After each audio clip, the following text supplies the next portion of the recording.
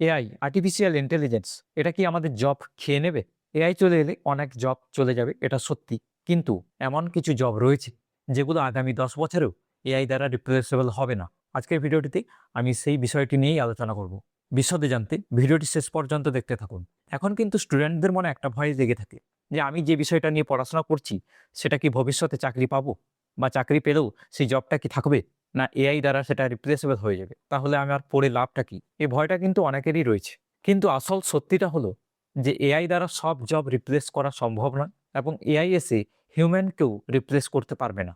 এবার বলি যে কোন জবগুলো এআই দ্বারা রিপ্লেসেবল হবে সহজে। বেশিরভাগ কাজ যেগুলো খুব সহজে হয়ে যায়, যেমন কি ডেটা প্রসেসিং, ডেটা এন্ট্রি, কিছু কমান্ড বেসড ওয়ার্ক, যেগুলোতে আমরা সহজে কমান্ডের মাধ্যমে কাজগুলো করে থাকি। এআই এসে আমাদের কাজ আরও সহজ করবে। পিছিয়ে পড়বে কারাই? যারা এআইকে নিজের কাজে সহজভাবে ইউজ করতে পারবে না। আপনাকে যদি এই ভবিষ্যৎ জব মার্কেটে টিকে থাকতে হয়, তাহলে প্রত্যেকটি কাজে এআইয়ের ইন্টিগ্রেশন আপনাকে করতেই হবে। এআই দিয়ে কিভাবে কাজটিকে আরও সহজতরভাবে এগিয়ে নিয়ে যাওয়া যায় সেটা শিখতে হবে। অর্থাৎ এআইকে ভয় পেতে চলবে না। এআইকে কাজে লাগিয়ে আপনার কাজকে আরও স্মার্ট করে তুলতে হবে, আরও সহজতর করে তুলতে হবে।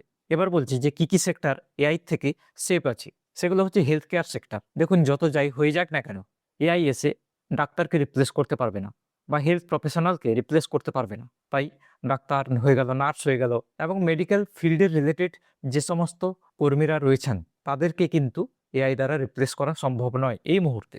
2 নম্বরে টিচার্স, ট্রেনার, মেন্টর, যারা টিচাররা রয়েছেন, যারা বিভিন্ন প্রোগ্রামের ট্রেনাররা রয়েছেন, বিভিন্ন স্কিল ওরিয়েন্টেড টিচার্সরা রয়েছেন, প্রত্যেকটি বিষয়ের মেন্টররা যারা রয়েছেন, তাদেরকেও রিপ্লেস করা এআই দ্বারা সম্ভব নয় এই মুহূর্তে দাঁড়িয়ে। 3 নম্বর হলো সাইকোলজিস্ট এবং কাউন্সিলর। যারা সাইকোলজিস্ট হয়ে থাকেন, যারা কাউন্সিলর হয়ে থাকেন, সেটা কেরিয়ার কাউন্সিলর হতে পারে, মেন্টাল কাউন্সিলর হতে পারে, হেলথ কাউন্সিলর হতে পারে, এই ধরনের যে জব প্রফেশনাল রয়েছেন তাদেরকেও এআই দ্বারা রিপ্লেস করা সম্ভব নয়। 4 নম্বরে রয়েছে skill based worker. Skill based worker বলতে এমন ধরনের কাজ যেগুলোতে দক্ষতা লাগে, যেমন হয়ে গেল কাঠের মিস্ত্রি, যেমন হয়ে গেল ইলেকট্রিক মিস্ত্রি, প্লাম্বার, রাজমিস্ত্রি। এই ধরনের যে কাজগুলো রয়েছে, যেখানে দক্ষতার প্রয়োজন রয়েছে, যেখানে হিউম্যান টাচ রয়েছে, এই ধরনের কাজগুলোতে এআই কোনোভাবে রিপ্লেস করতে পারবে না। হয়তো ভবিষ্যতে কিছু কাজ এআই রোবট দ্বারা সম্ভব হবে, কিন্তু সেটা এই মুহূর্তে নয়, কারণ এই মুহূর্তে এআই রোবট অনেক এক্সপেন্সিভ। আগামী 10 থেকে 15 বছর, 20 বছরেও এই জবগুলো সেফ থাকবে। 5 নম্বরে হয়ে গেল যে ক্রিয়েটার প্রফেশনালস, যারা ক্রিয়েট করে, যেমন ধরুন content creator, film making, content writer, কিন্তু হিউম্যান স্টোরি টেলিং বিষয়ে হতে হবে। স্টোরি টেলিং, কমিউনিকেশন, এই ধরনের যে স্কিলগুলো রয়েছে এগুলোও কিন্তু এআই দ্বারা রিপ্লেসেবল হবে না।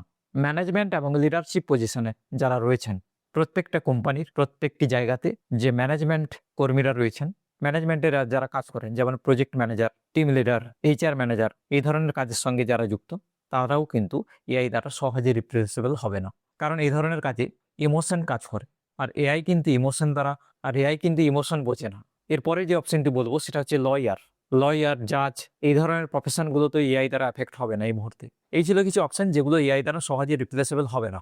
আগামী 10 থেকে 15 বছরে এই কাজগুলো এআই দ্বারা রিপ্লেসেবল করা সম্ভব নয়। তবে আপনাকে স্মার্ট হতে হবে। প্রত্যেকটি কাজে, আপনার প্রত্যেক দিনের কাজে এআইকে কাজে লাগাতে শিখতে হবে। তবে গিয়ে আপনি সহজে যে কোনো কাজ করতে পারবেন। এআইকে ভয় না পেয়ে এআইকে ইউজ করতে শিখুন। তো বন্ধুরা, এই ছিল একটি ছোট্ট ভিডিও যেটাতে আমি জানালাম যে কি ধরনের জব রয়েছে যেগুলো এআই দ্বারা সেভ আছে। ভিডিওটি ভালো লাগলে একটি লাইক করে দিন। চ্যানেলে প্রথমে চ্যানেলটিকে সাবস্ক্রাইব করে বেল আইকনটিতে প্রেস করে দেবেন, যাতে আমার পরবর্তী ভিডিওর নোটিফিকেশন আপনার মিস না হয়। আমি এই ধরনের education related, career related video বানাতে থাকি। আজকের মতো এখানে ভিডিওটি শেষ করলাম। দেখা হচ্ছে নেক্সট কোনো ভিডিওতে।